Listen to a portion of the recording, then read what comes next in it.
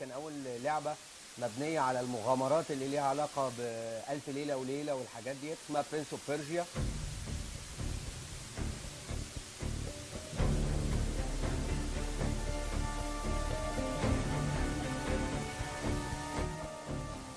لعبه متوفره على كل منصات الالعاب زي الاكس بوكس، بلاي ستيشن، ايباد.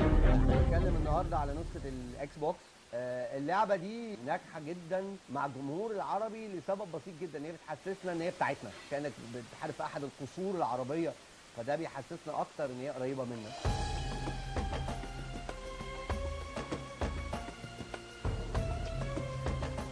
برنس اوف بيرجيا طبعا بنصنفها من الالعاب الار بي جي او الرول بلاينج جيم. هي خليط من اللي بنقول عليهم العاب القتال والعاب البلاتفورمينج. الحته ديت فيها منافسه كتيره جدا، في ابطال كتير قوي زي لارا كرافت في توم برايدر، عندنا دانتي في دانتي انفيرنو، عندنا كريتوس في جاد اوف وور.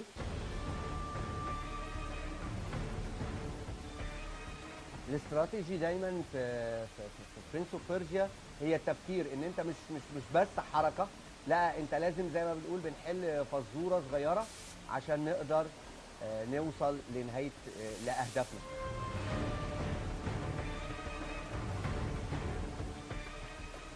اسلحه في برنس اوف بيرجيا مش كتير، ما عندناش اسلحه كتير، مثلا كريتوس في جاد اوف وور او زي دانتي في انفيرنو عده اسلحه، هو مجرد العربي لا يعرف سلاحا سوى السيف.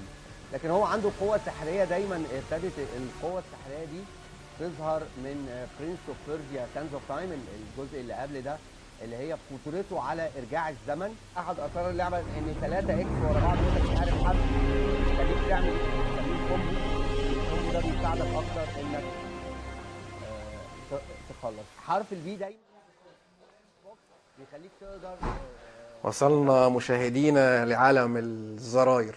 ايمن صلاح هو متخصص معنا في فقره الزراير. الزراير يعني جيمز والعاب الكترونيه والترفيه، وايمن جيم تيستر زي ما بيتقال عليه في الوسط، وهو مجرب العاب ومختبر العاب، ودلوقتي اونلاين بيعمل كمان حلقات. احنا بنحب ان احنا ناخد نذيع مقتطفات من حلقاته اللي بتبقى موجوده اونلاين. اهلا بيك يا ايمن. اهلا بيك يا احمد، منورني. ربنا يخليك. ايه الاخبار؟ تمام بلعب. مش ناوي تبطل لعب ولا ايه؟ لا خالص. ليه؟ خالص بالعكس، لقيت حد يدفع لي ان انا العب. عديت المرحله لا ما عدتش خالص. احنا فاهمين الموضوع مش مظبوط. هو عالم الجيمز ده يخص الشباب المراهقين ولا ايه؟ يخص كل الناس. طيب انا النهارده مش عاوز اخش معاك في الجيمز قوي، احنا زعلانك حته جيمز. اوكي. بس انت عارف احنا دايما ايه بنحب نفيد الجيل ونستفيد بالرحلات عشان الفائده تكون تعم يعني. اوكي. انت وصلت مؤخرا من امريكا، كان لديك رحله في احد اهم المؤتمرات في ماساتشوستس الخاصه بالنيو ميديا.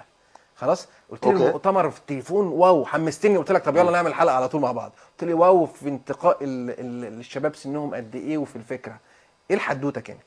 بص، الحدوته كانت في الام اي تي ماساتشوستس انستيتيوت اوف تكنولوجي، معهد ماساتشوستس للتكنولوجيا، ده موجود في بوسطن، وده يعتبر احد مراكز البحث العلمي الرئيسيه. هم عندهم معمل لطيف جدا، مبنى اتمنى للناس اللي مهتمه بالاعلام بعد كده تزور المبنى ده، لان من مباني زي دي بيتولد مستقبل الاعلام. مبنى خاص بايه؟ اسمه الميديا لاب، معمل الاعلام. ميديا لاب. وده مبني جوه ماساتشوستس انستيتيوت اوف تكنولوجي. ميديا لاب ايه؟ انا اعرف ان اللاب عندنا يبقى فيه كيمياء وفيزياء، اللاب هنا هيبقى فيه ايه؟ شاشات يعني؟ لا بص يا ريس، احنا بتوع تكنولوجيا وكل حاجه. ايوه. انا وقفت هناك زي صعيدي في الجامعه الامريكيه. اول دخله للفنان محمد هنيدي ساعه ما دخل الابهار بتاع الجامعه الامريكيه هناك. البلد التي بتشغل شركات زي مايكروسوفت وابل، معامل الابحاث العلميه هناك تركز على البرامج مفتوحه المصدر، اوبن سورس بعنف. يعني احنا قعدنا يومين بنناقش اكتر من 15 برنامج. احد الشروط الاساسيه للتطوير هو البرامج مفتوحه المصدر. لا طب مره اخرى اعد لي وصف اللاب الخاص بالاعلام. اللاب ده فيه ايه؟ اللاب ده فيه اللاب اللي هو انترنت، المختبر يعني. في انترنت، في موبايل، كل انواع الموبايل، وفي معمل كمبيوتر متكامل، في بنقول عليه محاكي غرفة الأخبار التكنولوجي، أو بنسميه العمود الفقري لصناعة الأخبار. ايوه. وده عبارة عن أي صحفي زيك زي أي صحفي بيكلف بقصة. وتجي هنا النقطة اللي أنت أثرتها في الأول، نقطة إن إحنا ما عندناش معلومات. المعمل ده شغلانته إن الصحفي ده بيقعد على مكتبه يدور على المعلومة، سواء كانت المعلومة جاية من جرايد تانية. فمهمة الوكالة أو مهمة مؤسستك الصحفية أو الإعلامية إن هي تاخد كل الجرايد دي في صورة رقمية وتحفظها وتؤرشفها عندها، ولما أحمد يجي يدور على القصة اللي اسمها أو نيفين تتكلم على قصة بتاعت تونس، تقدر تكتب تونس وتدور بهدوء جدا. كل الكلام ده مش شرط كمان تبقى انت موجود جوه غرفة الاخبار، بالعكس ممكن تبقى بتكلم غرفة الاخبار بالتليفون، والكمبيوتر هو اللي يرد عليك ويبعت لك الكلام ده في شكل ايميل. احنا عاوزين نطلع لك الفيديو اسمه ايه جوه عشان هم دايخين على اسمه. هو الفيديو اللي موجود على كويك بلاير اللي جنبه على طول يعني. طيب الفيديو التاني يا جماعة. بالظبط. يلا. الفيديو ده حتى عشان الناس تبقى متوقعه، هو الفيديو بيحل مشكله الشاشات العملاقه. الشاشات العملاقه اللي بنعملها في الميادين. لا استنى، قبل بس الشاشات هنجيب لك الفيديو. قول لي مين المدعوين اللي كانوا ليه ان هم يتكلموا في الموضوع ده، وخبراتهم وسنهم والشروط الكونديشنز. بص، هو اول ما رحت المؤتمر انا حسيت ان انا ادعيت غلط. انتوا يا جماعه انتوا فاهمين انتوا دعيتوا مين؟ انا راجل ابسط من اللي انتوا بتقولوه. بس هم فعلا كانوا المؤتمر كله علماء يشترط ان سنهم لا يتجاوز ال50 عام. العلماء. علماء في ايه؟ علماء في ايه؟ في الكمبيوتر، في الانترنت، في الالكترونيكس، وفي الاعلام.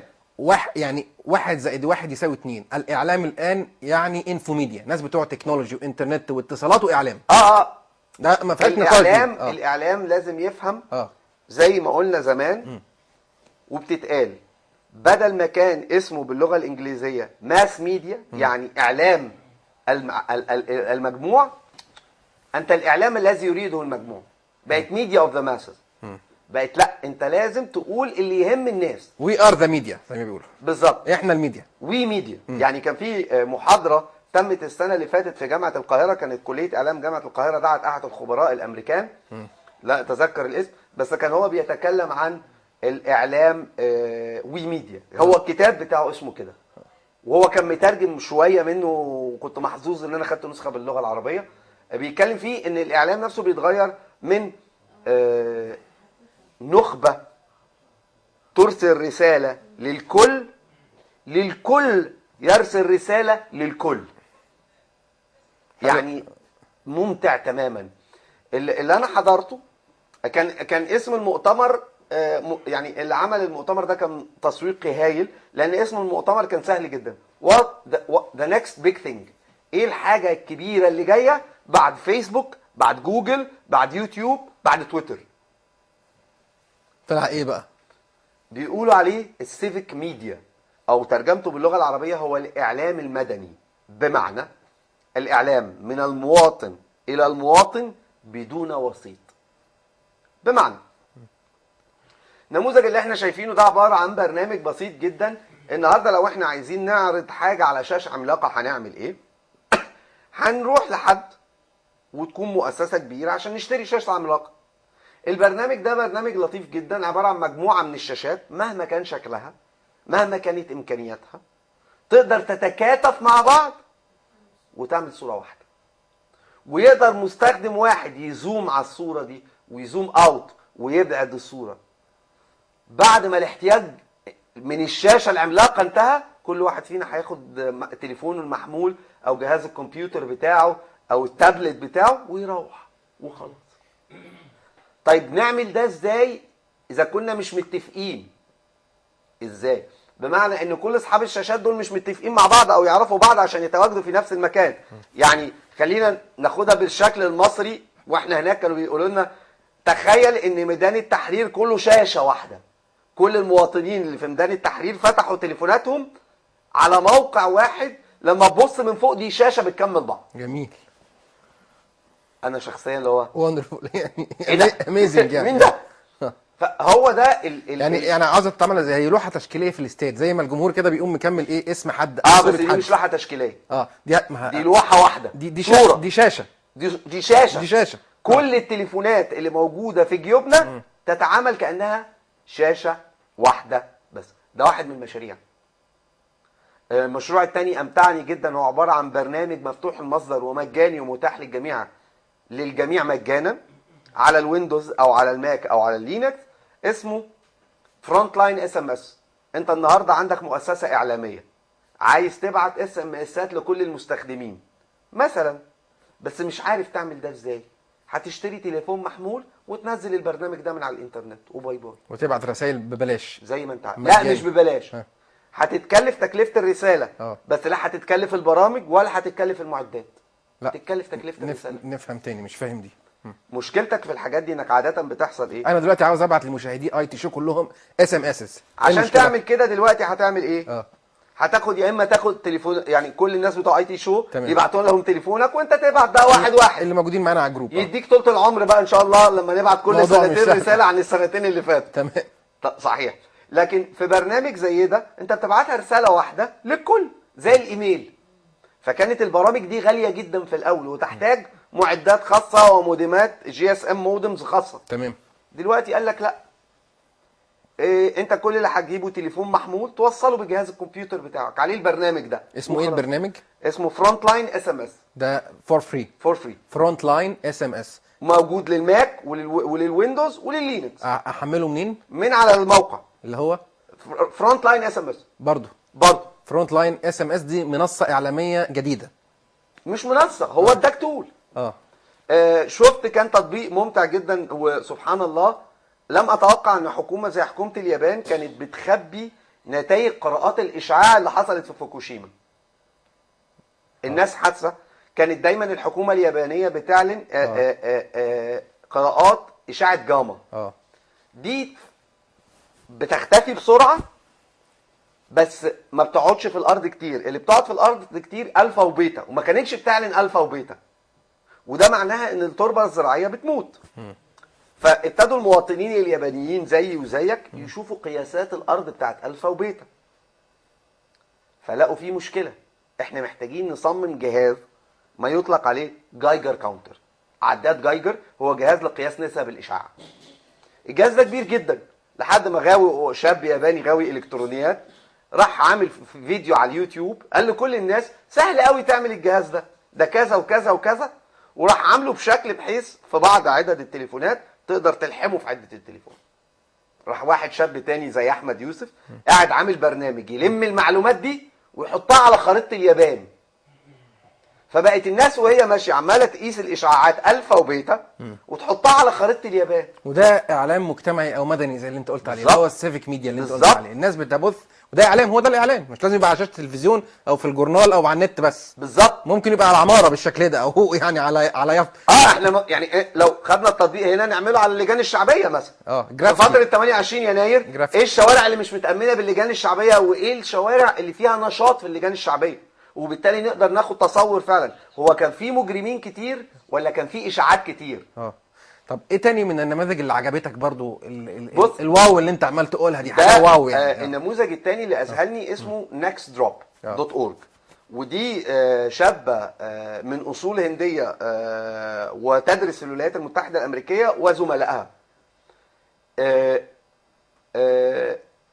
الشابه ديت مش متذكر اسمها. الشابه دي اكتشفت ان بعض المدن اللي هي ساكنه حواليها بتتقطع عنها الميه كتير جدا، فقررت تدخل التكنولوجيا في اللعبه دي. فقالت لك طيب انت يا مواطن وقت ما تتقطع عنك الميه ابعت قول الميه اتقطعت عندي، انا ساكن في الحته اللي كودها كذا بس. تروح طالعه خريطه على الخريطه موجوده بتاعه المنطقه دي، تقول خلي بالكم يا جماعه المنطقه دي بيتقطع فيها الميه. فمصلحه الميه وتبقى فضيحه في القارات الست. فتيجي اللي مهتم يبتدي ياخد باله انه القصه ديت ايه ده؟ خلي بالك ده في هنا انقطاع للميه. تبتدي الشركات المسؤوله عن خدمه الميه تحقق في الانقطاع ده، فيتحول اللون من احمر لاصفر، يعني تحت البحث بنشوف القصه دي فيها ايه. وبعدين لما تحل المشكله تبعت تاني وتقول النقطه بقت خضراء، وتبعت للمواطنين اللي في المنطقه دي تقول لهم خلي بالكم ميه جت. احنا استعملنا حاجه زي دي. انها الميديا يا عزيزي، يعني دي لا ميديا لا جديده. انه عالم جديد، المواطن له قوه وصوت ولا يميز عربيا عن اعجمي. بس مش المواطن لوحده، واضح ان هي جماعات، كراود سورسنج، ذكاء الجماهير او بث الجماهير يعني. بص، هي الفكره التالي.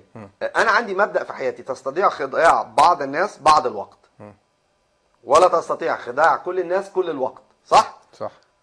انا اقدر اجيب شويه صحفيين مهما كانت تمرسهم المهني واضحك عليهم واقول لهم ان البلد مستقره ولطيفه والبلد بتغلي. صح؟ از بي ار يعني.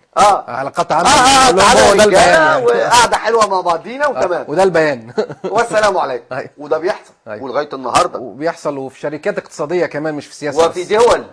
وفي دول يا مولانا. المهم، لكن ما تقدرش تضحك على شعب. جاي سخن انت ايمن من بره. المهم كمل. ما تقدرش تضحك على شعب. يعني الشعب كله هنقول كويس يا ريس والدنيا جايبه ورا اصلا؟ ما ينفعش. يعني احنا النهارده شعب. بس انا مش عاوز الشعب يضحك على نفسه يا ايمن. احنا دلوقتي البوصله تايهه مننا، خصوصا اللي حصل من يومين. بص، احنا البوصله بدات تايهه. انت قلت البوصله تايهه ليه؟ لان لا يتوفر الينا مصدر معلومات نستطيع الثقه فيه. طيب ازاي نصنع لنفسنا رموز؟ اذا كان احنا ابتدأنا الحلقه بما وصلني من رسائل احد رموز الثوره المصريه الشاب وائل غنيم، الناس مختلف علينا ان في نقص معلومات عنه على فكره، بس وفي عدم تواصل عنه الى اخره بقى، زيه زي في ناس، في رموز كتيره في البلد. بس هقول لك حاجه مهمة. مين بقى اللي يقوم بالمشروع ده؟ مسؤوليه اللي يهتم بقى.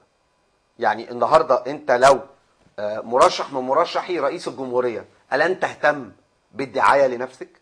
اهتم طبعا. لو انت حزب داخل المجلس ان شاء الله، ألن تهتم بالدعايه لنفسك؟ هقطع بايدي واسناني على الموضوع ده. احنا بقى بنقطع دوله.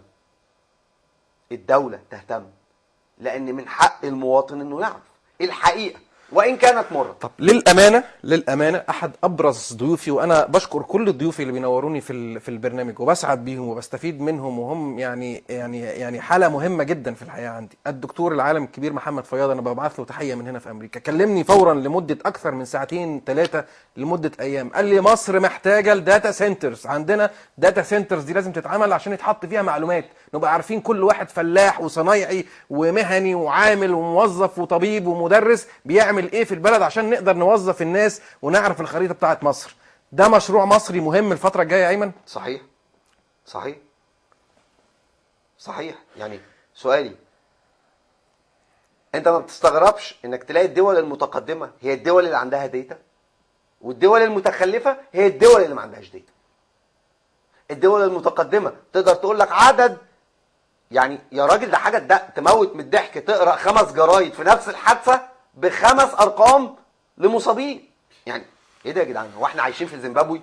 يعني هل احنا بنبعت لبعض رسائل حمام زاجل ان جورنان سين يقول جورنان صاد يقول جورنان لا؟ هو الحادثه دي حصلت فين؟ ايمن وقتنا للاسف تعدى، الموضوع مهم جدا، توعدني الاسبوع الجاي نكمل مع بعض المسيره حول حاجه واحده، معلش هنبعد عن الجيمز شويه، حول مصر في عصر البيانات والمعلومات، الداتا والاعلام الجديد والتجارب دي. احنا هنصر على هذا الموضوع كما نحن مصرين زي ما انت يعني شايفنا دائما قبيل الثوره بسنوات ومستمرين، ان دي امانه كلمه وامانه جيل. بالظبط بالظبط.